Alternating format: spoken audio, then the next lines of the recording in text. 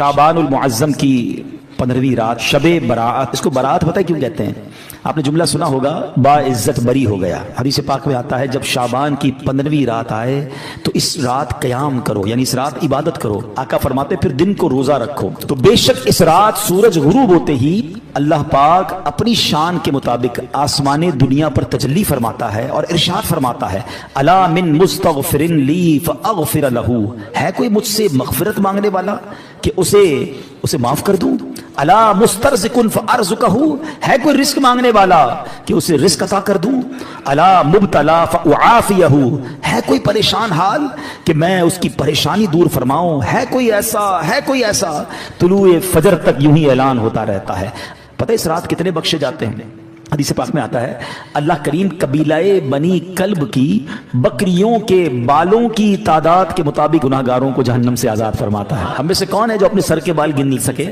They are not able to count our own hair. अपने sir के बाल नहीं गिन सकते, एक बकरी के बाल नहीं गिन सकते। कबीला बनी कल्ब के बारे में आता है हजारों बकरियां पालता था, वो सबसे बड़ा कबीला था जो सबसे ज्यादा बकरियां पालता था। इसका मतलब करोड़ लोग बख्शे जाएंगे।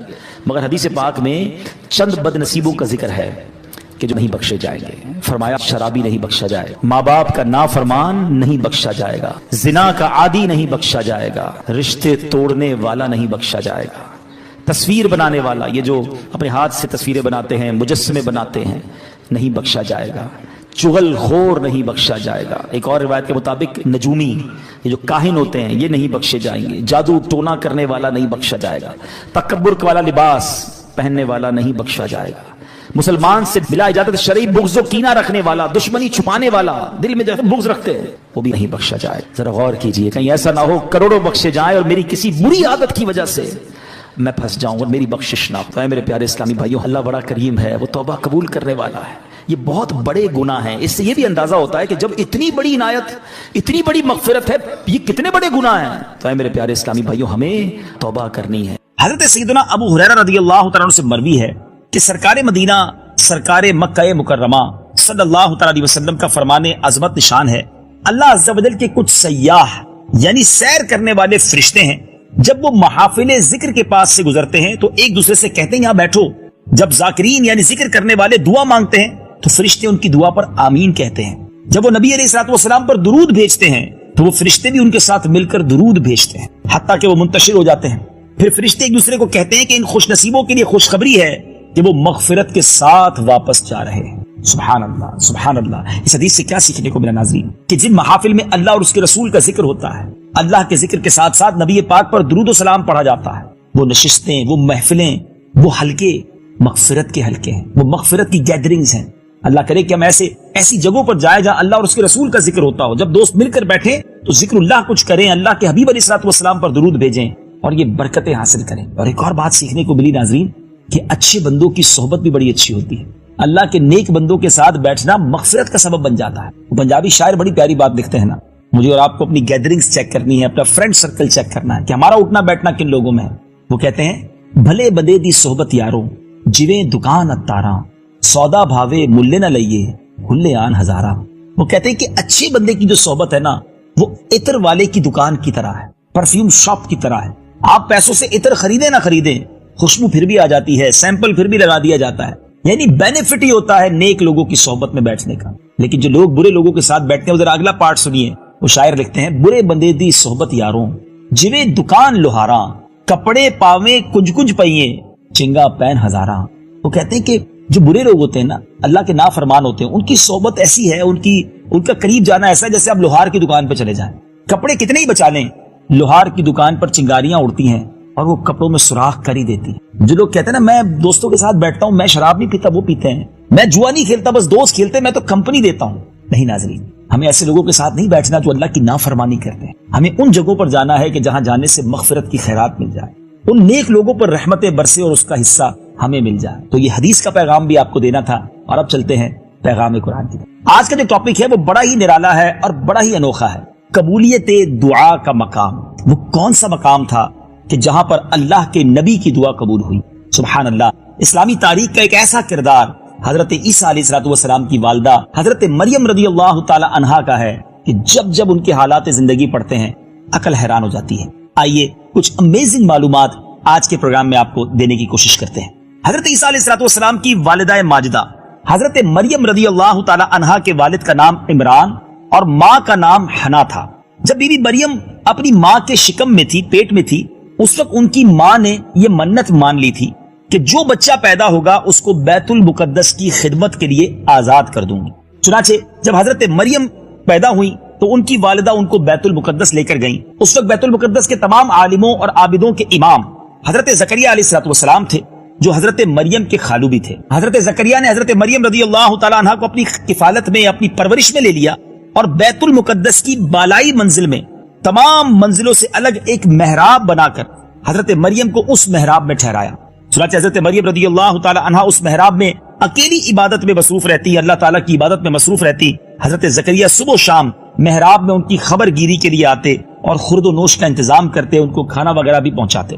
چندی دنوں میں حضرت مریم رضی اللہ تعالی عنہا کی محراب کے اندر یہ کرامت نمودار ہوئی کہ جب حضرت زکریا علیہ السلام محراب میں جاتے تو وہاں سردیوں میں گرمی کے پھل اور گرمیوں میں سردی کے پھل انہیں نظر آتے۔ حضرت زکریا علیہ السلام نے حیران ہو کر پوچھا کہ اے مریم، یہ پھل کہاں سے تمہارے پاس آتے ہیں؟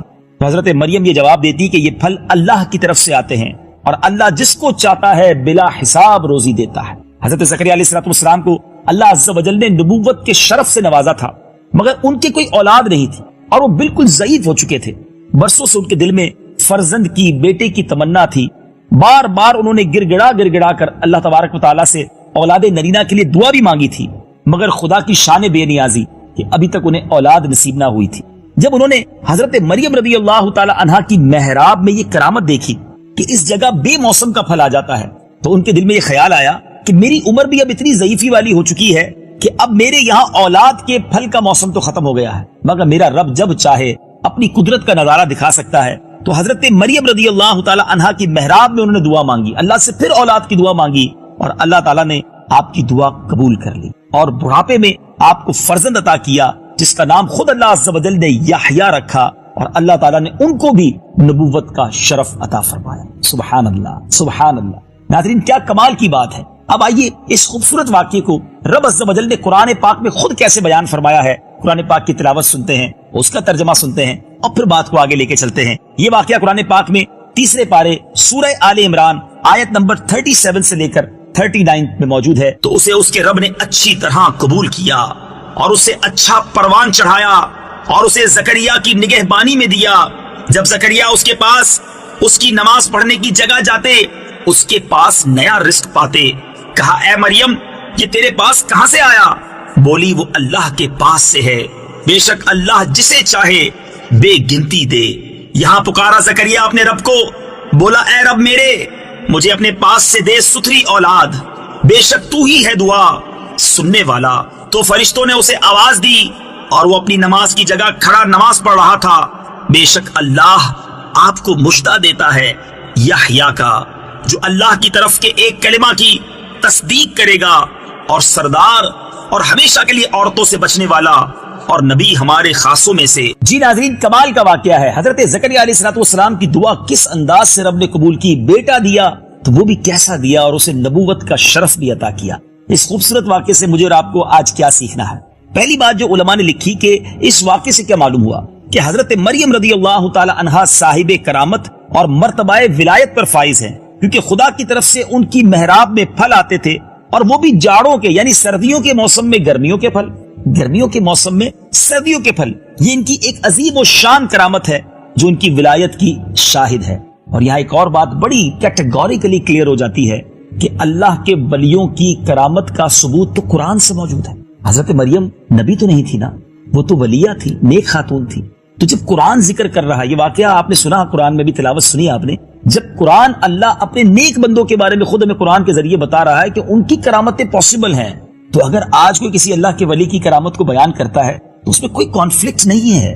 کرامت کا ثبوت تو قرآن سے موجود ہے نا ناظرین۔ اور اسی طرح ایک اور بڑا خوبصورت واقعہ آپ نے سنا ہوگا کہ حضرت سلیمان علیہ السلام جب ملکہ بلقیس کا تخت لانا چاہتے تھے تو ملک شام سے یعنی مصر سے وہ بہت دور تھا، ہنڈریڈز مائلز دور تھا اور بہت بڑا تخت تھا، مگر قرآن کہتا ہے نا کہ آپ کے ساتھ بیٹھے ہوئے ایک ایسا شخص جس کے پاس کتاب کا علم تھا، ان کے بارے میں بتایا جاتا ہے ان کا نام آصف بن برخیہ تھا، اور انہوں نے کہا تھا کہ حضور میں آپ کے پلک جھپکنے سے پہلے وہ تخت یہاں لا سکتا ہوں، اور ایسا ہی ہوا۔ قرآن میں اس کا ذکر ہے. تو اب بتائیے نا کہ جب قرآن اولیاء کرام کی، اللہ تعالیٰ کے نیک بندوں کی کرامتوں کو ذکر کر رہا ہے تو پھر ہمیں کیا پرابلم ہے؟ اللہ تعالیٰ جسے چاہے جو اختیار دے. مگر اس کرامتوں کے بارے میں جو کنفیوژن پیدا ہو جاتی ہے وہ میں آج کلیئر کر دیتا ہوں. بیسیکلی اگر کوئی شخص یہ سمجھتا ہے کہ اگر اللہ کا کوئی ولی، صحابی رسول یا نبی جو اس طرح کی کرامت یا اس طرح کی کوئی مدد فرماتے ہیں وہ اپنی طرف سے فرماتے ہیں تو یقیناً یہ شرک ہے. لیکن اگر کوئی یہ سمجھتا ہے کہ اللہ کی عطا سے، اللہ کی مہربانی سے اللہ تعالیٰ انہیں کچھ عطا فرماتا ہے یہ کمالات، اور وہ اس طرح کی کرامتیں دکھاتے ہیں، اللہ کی عطا ہے نا، اللہ چاہتا ہے تو یہ کرتے ہیں، تو اس میں میرا خیال ہے کوئی کنفیوژن نہیں ہونی چاہیے. اب آتے ہیں اس خوبصورت واقعے سے ایک اور سبق کیا ملا کہ اللہ تعالیٰ کہ بندے یا اللہ والیاں جہاں عبادت کریں وہ اس جگہ اس قدر مقدس ہو جاتی ہے کہ وہاں رحمت خداوندی کا نزول ہوتا ہے اور وہاں پر دعائیں قبول ہوتی ہیں. اللہ کے نبی کا یہ عمل ہمیں بتا رہا ہے کہ حضرت زکریا علیہ السلام پہلے بھی دعائیں کر چکے تھے، مگر ایگزیکٹلی اس محراب میں جا کر کیوں دعا کی؟ کہ ان کا یہ ماننا تھا کہ جہاں اللہ کے نیک بندے عبادت کریں وہاں رحمتیں نازل ہوتی ہیں. جہاں اللہ کے نیک بندے عبادت کریں وہ جگہ دعاؤں کی قبولیت کی جگہ بن جائے. تو جہاں اللہ کے نیک بندوں کے مزارات ہوں وہاں جا کر بھی اگر رب سے مانگا جائے تو انشاءاللہ اللہ بڑا کریم، مانگنا تو رب سے ہی ہے نا، انشاءاللہ رحمتیں ہوں گی، دعائیں قبول ہو جائیں گی. تو ایسے مقامات جو مقدس مقامات ہوں، جیسے دعا کے آداب میں بھی علماء نے لکھا کہ مکہ شریف میں جا کر دعا مانگے، دعا قبول ہوگی انشاءاللہ. اور کعبے کے سامنے جائیں تو اور امپورٹنٹ ہے، اور برکت والی جگہ ہے. صفا مروہ جس کو اللہ نے اپنی نشانی قرار دیا وہ دعاؤں کی قبولیت کا مقام ہے. تو مکہ پاک اور مدینہ طیبہ تو پورا کا پورا ہی دعاؤں کی قبولیت کے مقام ہے. اور پھر وہ تمام جگہیں جن کا ذکر قرآن میں عزت کے ساتھ، احترام کے ساتھ بیان ہوا، ان جگہوں پر جا کر دعائیں مانگیں، اولیاء کرام کی قرب میں جا کر دعائیں مانگیں تو ضرور انشاءاللہ دعائیں قبول ہوں گی. اور ایک اور بات بھی سیکھنے کو ملی ناظرین، کہ بظاہر تو حضرت زکریا علیہ السلام بہت ضعیف ہو گئے تھے. ایک طرح سے انسان اس عمر میں جا کے مایوس ہو جاتا ہے، مگر آپ نے ہمت نہیں ہاری، آپ نے دعا کی، اللہ کی رحمت سے مایوس نہیں ہوئے. بہت سارے ناظرین ایسے ہوتے ہیں جو اگر کسی مشکل میں آ جائے نا اب مایوس ہو جاتے ہیں کہ نہیں جناب میرا تو مسئلہ حل ہی نہیں ہو سکتا، میں تو اب اتنی بڑی پرابلم میں آ گیا اور میں نکل ہی نہیں سکتا، اب میرے لیے ناممکن ہے اس پرابلم سے باہر آنا. ہو سکتا ہے اس وقت مجھے کوئی بیمار دیکھ رہے ہوں، پریشان حال دیکھ رہے ہوں، قرضے میں ڈوبا میرا کوئی بھائی مجھے دیکھ رہا ہو، یا گھریلو پریشانیوں میں کوئی ڈوبا ہوا شخص دیکھ رہا ہو. ایک بات سمجھیے ناظرین، میری اور آپ کی جو پرابلم ہے نا وہ ہمارے لیے بہت بڑی ہے مگر وہ اللہ کے لیے بہت بڑی نہیں ہے. ان اللہ علی کل شیء قدیر، میرا رب جو چاہے وہ کر سکتا ہے. میں اور آپ سمجھ رہے نا کہ پرابلم یہ پاسبل ہی نہیں ہے. نہیں ناظرین، میرے اور آپ کے لیے پاسبل نہیں ہے، رب کے لیے تو پاسبل ہے نا. وہ ہمارا جب مددگار بن جائے، ہم اس سے دعا مانگے، اس کی بارگاہ میں گر گڑائے، وہ کرم فرمائے، ہر مشکل سالو ہو سکتی ہے. میں اس کو ایک فزیکل، ایک نارمل سی ایگزامپل کے ذریعے سمجھاتا ہوں. آپ نے دیکھا ہوگا گھر میں بھی بعض اوقات چونٹیاں ہوتی ہیں. اگر کوئی چونٹی سفر کر رہی ہے، جا رہی ہے، اور آپ اس کے آگے ایک سیب رکھ دیں، اس چونٹی کے ساتھ کیا ہوگا؟ وہ تو رک جائے گی، اس کو تو ایک بہت بڑا پہاڑ سامنے نظر آئے گا، وہ سیب کو ہٹا بھی نہیں سکے گی اور وہ سمجھے گی کہ ابھی راستہ بلاک ہو گیا ہے. ایسا ہی ہے نا.